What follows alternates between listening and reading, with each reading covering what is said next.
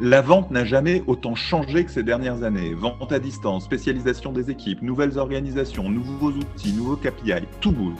Dans le podcast de la vente réinventée, nous adressons ces problématiques en profondeur 2 fois par semaine avec les acteurs de ces transformations, Head of Sales, Sales Ops et Sales Enablement des sociétés les plus innovantes dans le domaine. Bonjour à tous, je suis Gabriel Dabischwebel, fondateur de SalesDeck.io et de l'agence marketing 1 minute 30 et hôte de ce show. Tout de suite l'interview, mais juste avant, un petit mot pour vous faire découvrir SalesDeck.io, la nouvelle plateforme SaaS pour rendre vos rendez-vous commerciaux plus engageants et mieux préparés. Avec SalesDeck.io, vendez plus et plus vite en visio. Bonjour, aujourd'hui je suis ravi d'accueillir Thomas, mon voisin, Head of Sales Performance et Enablement chez Encore Store. Salut Thomas. Salut Gabriel. Alors, pour commencer, peut-être que tu nous présentes Encore Store. Moi, je connais Encore Store parce que j'ai une marque de bijoux Litchi depuis près de 20 ans et qu'on est fournisseur chez vous et que ça nous a vraiment bien aidé pendant la Covid. Donc, je ne peux que recommander Encore Store pour les différentes marques. Mais je ne suis pas sûr que tout le monde connaît cette pépite de la French Tech française qui a été la plus rapide à devenir une licorne, je crois. Absolument. Avec grand plaisir. Encore Store, pour faire ça très simplement, on est une marketplace B2B qui met en relation des marques indépendantes avec des retailers indépendants, avec une vision assez simple qui est de redynamiser les centres-villes en permettant aux retailers de se fournir chez les meilleures marques les plus qualitatives partout en Europe. Super. Non, mais c'est vraiment une place de marché qui, pendant les années Covid, où pour Litchi, on n'a pas pu faire de salon, on n'a pas pu rencontrer facilement nos retailers, ça nous a permis de survivre, ça nous a permis de trouver des nouveaux clients, ça nous a aidé à nous développer. Donc, on est vraiment hyper content d'avoir pu travailler avec vous pendant cette année. Et c'est une entreprise qui a eu énormément de croissance. Toi, tu es arrivé quand dans cette entreprise et tu peux nous présenter un peu tes fonctions et qu'est-ce que tu lui apportes? Bien sûr, moi je suis arrivé il y a un an tout rond, à 15 jours près là. À l'époque, on était 40, aujourd'hui on est un peu plus de 600, il me semble. C'est Waouh! allé assez vite quand même. Quand je suis arrivé, c'était pour monter toute l'équipe Business Ops qui avait pour but de supporter l'ensemble des BU sur la partie outils, automatisation, process, ce qu'on a réussi à faire assez rapidement. Et ensuite, je me suis spécialisé un petit peu, enfin, je me suis respécialisé côté market pour aller supporter l'équipe sales pour toute la partie du coup sales performance et sales enablement. Donc, on va poser toutes les targets des équipes, on va les aider à les suivre, on va aussi les aider à les atteindre. Et donc, pour les atteindre, on va travailler sur tout ce qui est data, on va travailler sur tout ce qui est training avec la team enablement. Et du coup, on a une très, très étroite collaboration et avec l'ensemble de l'équipe centrale pour définir la stratégie et réussir à la mettre en place, mais aussi avec les équipes locales. Donc, vraiment pur métier pour s'assurer que tout se passe bien pour eux et qu'ils sont dans les bonnes conditions pour faire leur travail. C'est intéressant. Moi, j'ai retenu dans ce que tu as dit, c'est que chez vous, Sales Performance et Enablement est du côté market? Absolument, ouais. C'est quelque chose qu'on a voulu faire assez vite. Déjà, l'idée de monter une équipe enablement, c'est quelque chose qui est arrivé, je pense, jour 2, quand j'ai rejoint Encore Store. Et l'intérêt qu'on voit avec l'idée de la mettre côté market, c'est que ça nous permet de créer en fait une porte d'entrée vers toute l'équipe sales, ce qui fait que toutes les BU, que ce soit les équipes produits, les équipes tech, les équipes ops, mais aussi en interne côté market et donc sur la partie stratégie ou moi-même de mon côté sur la partie performance, si j'ai besoin de faire passer des messages à l'équipe sales, en fait, je peux m'appuyer directement sur Enablement qui est au cœur du métier, qui connaît très bien toutes les fonctionnalités de la boîte et qui va pouvoir traduire nos besoins en messages clairs pour l'ensemble des équipes. Là-dessus, moi, j'ai vu d'autres organisations, je discutais avec Groupon, je discutais avec Doctrine, qui, eux, ont fait le choix d'avoir les équipes Sales Enablement au sein de l'équipe Sales Ops, et comme une des composantes de l'équipe Sales Ops, Business Ops. Toi, tu as fait partie de l'équipe Business Ops, c'est ce que tu viens de nous dire. Pourquoi vous avez fait ce choix un peu différemment? Quels sont pour toi les avantages et les inconvénients des deux situations? Ouais, c'est une bonne question. En fait, aujourd'hui, moi, Perf Enablement, on fait partie de l'équipe RevOps au final. Ce qui fait qu'en fait, euh, l'équipe Business Ops, donc mon équipe originale, aujourd'hui, elle est de plus en plus rattachée à l'équipe Tech, ce qui fait que c'est l'équipe qui va gérer vraiment la partie pure CRM et dont on est plutôt client. En fait, moi, quand de mon côté, j'ai des besoins sur Salesforce, que ce soit en termes de data ou que ce soit en termes de process à modifier, moi, je vais aller voir l'équipe Business Ops. Mais sur toute la partie, en gros, création ou design des process et design des besoins métiers, ça va plutôt être de mon côté ou avec mes pairs au sein de l'équipe RevOps. Donc en soi, on a quand même une fonctionnalité qui est très très proche des SalesOps, juste qu'on a un nom un peu différent aujourd'hui. D'accord. Et de fait, vous êtes au final globalement tous alignés et intégrés dans une grosse équipe revenu? Absolument, ouais. Donc, D'accord. Donc qui est l'alignement se composé. fait comme ça. Ouais, exactement. L'équipe RevOps, je pense qu'elle est assez basique. Du coup, il y a toute la partie, toute la partie stratégie sur les différents scopes, donc que ce soit acquisition, que ce soit account management, et du coup, il y a la partie du coup perf pur et dur et enablement pur et dur qui est du coup de mon côté où moi en fait je vais travailler avec les différents pôles stratégie, mais aussi avec les autres équipes et aussi avec les marchés bien sûr pour essayer de faire en sorte que tout le monde soit bien aligné, quoi. Et justement, quand tu parles de perf pur et dur, ça correspond à quoi? À la définition des KPI, au suivi de ces KPI, à d'autres Absolument. éléments? Ouais, nous, on définit les KPIs, on définit les targets, mais on va aussi essayer de beaucoup challenger les taux de conversion, par exemple, essayer de comprendre où est-ce qu'on a des trous dans la raquette, pour reprendre une expression qui est très utilisée ici. En gros, on va essayer d'aller chercher. Moi, je suis très concentré sur l'instant présent. Mon but, c'est d'essayer d'aller trouver des poches de croissance à droite à gauche, que ce soit à différentes étapes du funnel ou que ce soit aussi sur des bonnes pratiques qui sont utilisées dans certains marchés et pas dans d'autres, potentiellement. Et du coup, d'essayer de maximiser le potentiel de nos équipes en améliorant leur façon de travailler en permanence. Alors, est-ce que tu as des exemples plus précis de trous dans la raquette? Ouais, bien sûr. Bah, là, on a un trou d'ailleurs qu'on a identifié un peu bêtement, mais c'est une grosse partie de notre conversion. Comme tout le monde, bien sûr, elle se fait via les calls. Et donc, on regarde la performance des calls de nos équipes SDR. Euh, Sauf que notre provider en VoIP, aujourd'hui, ne nous permet pas d'avoir des numéros de mobile sur tous nos pays. Or, il semble qu'on ait des meilleurs taux de conversion, des meilleurs taux de décrochage, en tout cas, quand on a un numéro de mobile. C'est vrai que moi, les numéros de fixe, j'y réponds pas beaucoup. Et donc, rien que ça, ça nous permet, dès qu'on aura réussi à régler ce problème, on espère réussir à gagner quelques points de conversion à droite à gauche qui nous permettent du coup de faire un peu plus de volume.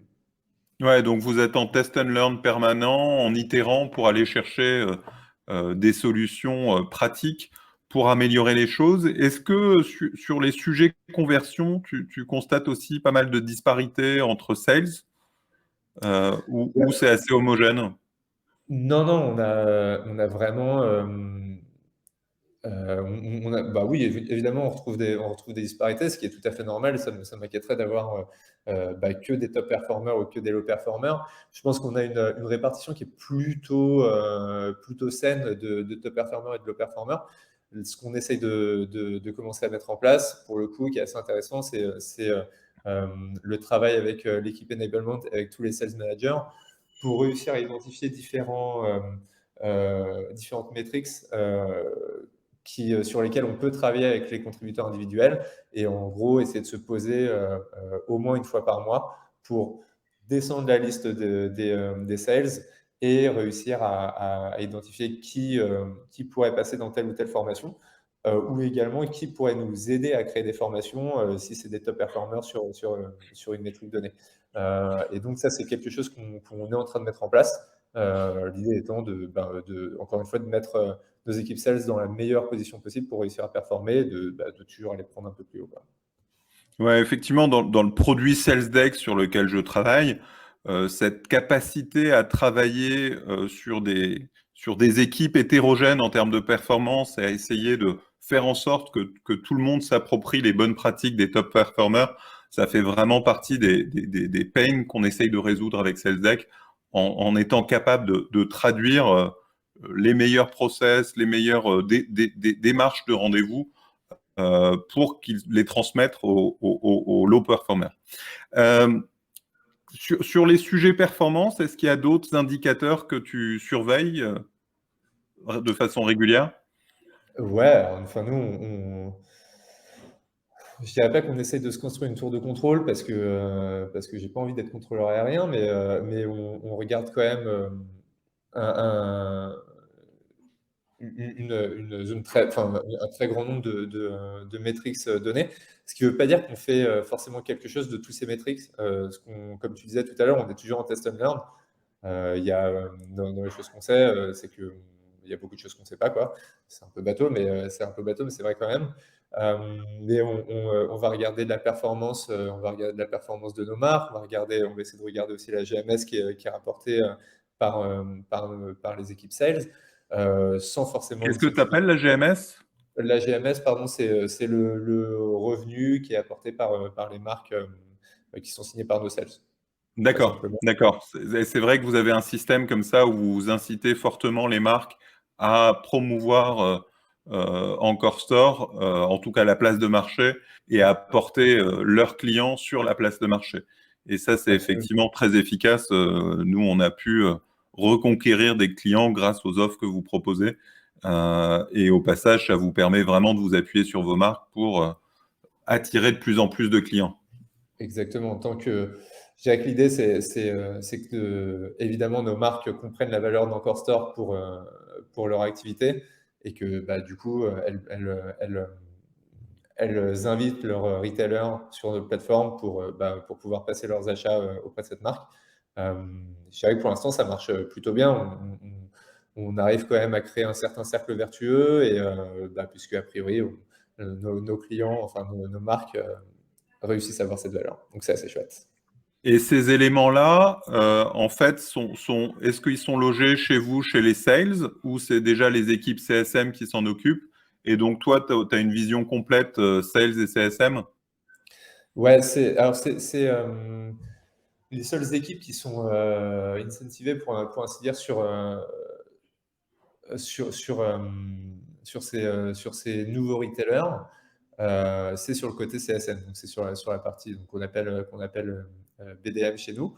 Euh, Ce qui ne veut pas dire que nous, on ne regarde pas ça au niveau brand acquisition également. Donc, sur la partie account exécutive ou même SDR, on peut quand même avoir une bonne vision de la sélection des marques en fait, hein, qui est faite par nos équipes. Euh, mais oui, aujourd'hui, c'est plutôt côté CSM. Et oui, effectivement, moi, j'ai la chance d'avoir une vision à 360 sur tout le process sales et tous les outils et produits sales aujourd'hui. Ouais, parce que ce qui est intéressant, c'est que vous êtes vraiment dans une problématique de place de marché dans laquelle vous devez avoir à la fois plus de marques et à la fois plus de retailers et de boutiques qui achètent auprès des marques, et donc être en capacité de faire monter cette mayonnaise des deux côtés. Et j'imagine que vous portez votre enjeu vraiment du côté nouvelle marque en sales où il y a deux équipes sales en parallèle. Aujourd'hui, on va plutôt chercher des marques, euh, puisque comment dire, on a côté retailer, c'est quand même très simple. L'idée, c'est de leur faciliter la tâche au maximum, mais surtout, l'idée, c'est quand même qu'un retailer puisse venir sur notre plateforme et qui trouve son bonheur. C'est pour ça que, évidemment, on doit être très très fort sur l'acquisition des marques. Euh, Puisque bah, sinon, en fait, on a aucun intérêt. En gros, on n'a aucun intérêt pour les retailers puisqu'ils ne trouvent pas leur bonheur. Et du coup, on n'a aucun intérêt pour les marques puisqu'elles ne elles trouvent pas leur retailer non plus, quoi. Ouais, mais pour vous, c'est assez clair, mais c'est vrai qu'il y a des places de marché où l'enjeu, enfin, sur lesquelles vous avez la chance en fait de pouvoir vous appuyer sur les retailers pour vous trouver sur les marques pour trouver des clients retailers, ce qui n'est pas toujours le cas de places de marché plus classiques où je vais prendre Amazon à ses débuts ou quelqu'un qui voudrait créer une marché comme Amazon. L'enjeu de faire venir des clients est au moins aussi difficile que celui de faire venir des marques. Mais là, vous pouvez effectivement, à travers les incentives que vous apportez, faire en sorte que ce soit les marques elles-mêmes qui attirent vos clients retailers, quoi. Exactement. Et ça, c'est ce qui est une des clés de ce succès extrêmement rapide. On a pas mal parlé de la partie sales performance, la partie enablement dont tu as la charge aussi et à quoi elle correspond. C'est une bonne question, une question qui me passionne d'ailleurs. Moi aujourd'hui, l'équipe Enablement, elle a plusieurs composantes. Il y a une partie qui est la partie enablement pure et dure, qui du coup va être en charge de toute la stratégie autour de l'enablement, à savoir quel type de contenu on a envie de pousser aux équipes, sous quel format, quels outils on veut utiliser, par exemple, est-ce qu'on choisit un LMS ou non, comment est-ce qu'on fait de la certification sur tous les trainings. C'est aussi une équipe qui va travailler main dans la main avec toutes les équipes, toutes les différentes BU de la boîte, donc que ce soit opération, que ce soit product, que ce soit marketing. S'il y a, encore une fois, s'il y a quelque chose à pousser aux équipes sales, l'idée c'est que cette équipe soit vraiment la porte d'entrée. Donc, il va y avoir beaucoup de travail à faire en se mettant le plus tôt possible, en se branchant le plus tôt possible sur les roadmaps des différentes BU pour réussir à créer du contenu et réussir à le délivrer le plus en avance possible avant les lancements des différents produits et s'assurer que au moment où on lance un nouveau produit, où on a une nouvelle proposition de valeur, quoi que ce soit, en fait, on ait des équipes qui soient déjà formées, qui en un claquement de doigts, soient capables d'intégrer ça dans leur pitch et vraiment de maximiser le potentiel de ce qu'on essaie de créer dans la boîte, quoi. Donc ça, c'est la première partie qui est vraiment Sales Enablement et Sales Enablement Stratégie. Très Et belle là, équipe. vous êtes vraiment dans le prolongement du produit, en fait, ce que j'entends. Exactement, exactement. Et ensuite, il y a une autre partie qui est, je dirais, un peu plus sales, que moi j'appelle Sales Excellence, qui a une mission qui est très vaste. C'est de créer, d'instaurer une culture sales sur toutes nos équipes. Et donc, comment on va faire ça? On va essayer de créer un onboarding pour les équipes qui soit le plus efficace possible, qui donne un maximum d'informations, mais qui aussi nous permettent de commencer dès le début à faire du roleplay, à travailler les pitchs, à travailler, à comprendre le travail, à comprendre les différentes métriques qu'on va utiliser aussi, puisque c'est dans n'importe quelle boîte, quand on débarque, même si on est sales de longue date, il y a toujours des nouvelles choses et c'est toujours hyper important de pouvoir se faire un bon refresher. Comme la GMS, par exemple. Exactement, comme la GMS, tout à fait. Mais je te lance ça comme si tout le monde le savait, mais ce n'est pas le cas. Et donc, il y a cette partie onboarding, mais il y a aussi une vraie partie accompagnement des équipes sales. Et pour l'accompagnement des équipes sales, ça va être comment justement on maîtrise un pitch, comment on gère, comment on fait face aux objections, pardon, de la part des clients, comment en tant que manager on va gérer des one-to-one et des suivis de performance et même potentiellement des plans de performance pour essayer de redresser la barre quand ça ne va pas. Et donc là-dessus, on essaye vraiment je dirais, d'accompagner un maximum. C'est beaucoup, je pense, un accompagnement des managers. Notre but, c'est pas forcément de venir marcher sur leur plate-bande. Notre but, c'est encore une fois de leur donner les meilleures armes pour qu'ils puissent faire leur travail de tous les jours. Parce qu'encore une fois, on est une boîte qui est très jeune, avec des managers aussi qui sont très jeunes, qui doivent apprendre un peu sur le tas. Et donc, il faut qu'on arrive à leur filer les bons outils, tu vois, des scorecards, ce genre de choses, pour réussir à performer au maximum et à faire en sorte que leurs équipes performent au maximum. Et de la même façon, là, tu as parlé de l'onboarding des sales. Est-ce que vous avez développé un onboarding spécifique pour les managers? Alors, c'est un truc qu'on est en train de mettre en place en ce moment, ouais. On a eu une grosse priorité sur toute la partie sales dans le sens contributeur individuel, qui est un onboarding qui commence à être très carré et dont je pense qu'on est assez satisfait. On a des belles certifications. À la fin, on ne peut pas rentrer sur le plateau si on n'a pas passé sa certif, quoi, en gros. Et là, on est en train de faire exactement la même chose avec les équipes managériales. Et c'est pas quelque chose qu'on construit tout seul de notre côté. Dans mon équipe, j'ai des belles forces de frappe. Il y a des gens qui sont très bons en management, j'ai des gens qui sont très bons en project management également. J'ai des gens qui sont d'anciens excellents sales.